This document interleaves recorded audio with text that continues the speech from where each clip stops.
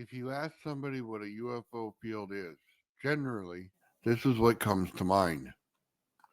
So when I tell them it actually looks more like this, they get completely confused. They don't understand why there's a field inside the UFO and also why this field continues to build.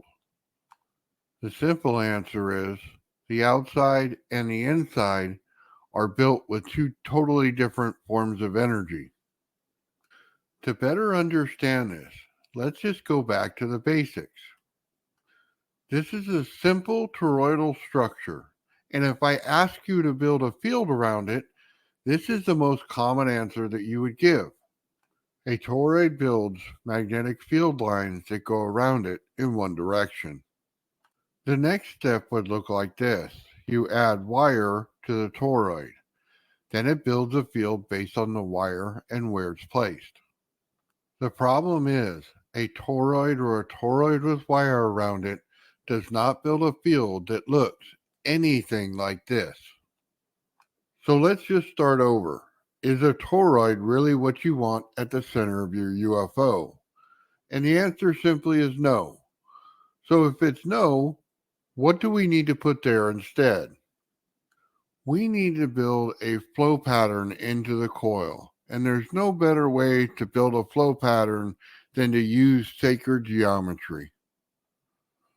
So we start with simple shapes that we know that we can put into a toroidal fashion. Then we start to make them more complex. Each time that we make a shape, we put it into a wire form. Then we test it and we check the flow pattern. We see which ones match and which ones don't. For every new pattern we try, there's always a different outcome.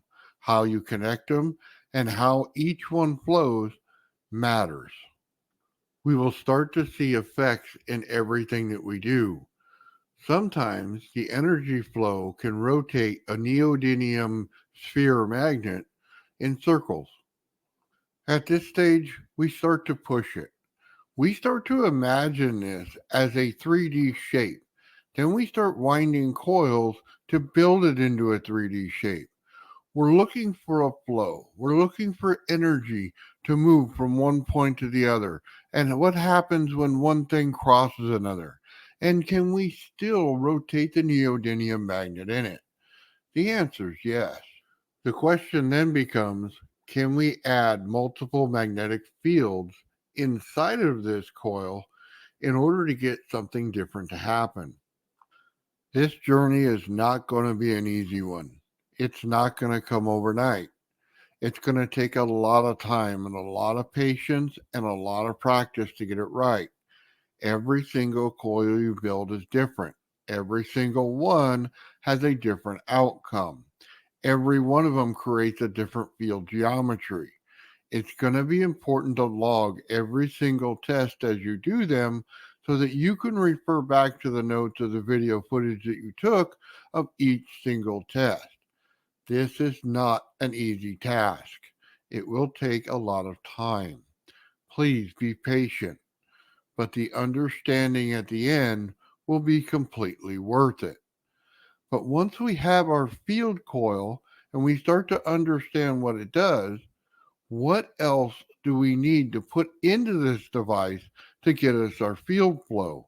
Because just this coil as it sits is not going to do it without adding certain effects to it. As we look back at our UFO structure and how the fields are built, we also have to realize we need different types of energy. We're going to need a magnetic field and we're also going to need a static field. Let's start with the magnetic field. We can use a Tesla coil in order to create a magnetic field on the outside. However, the standard Tesla coil has a weak field that comes out of it. We need to strengthen that or thicken the field. The only way to do that is to rotate the Tesla coil. Now, at this point, I know what you're thinking. We could just put a wire on top of our Tesla coil, spin it,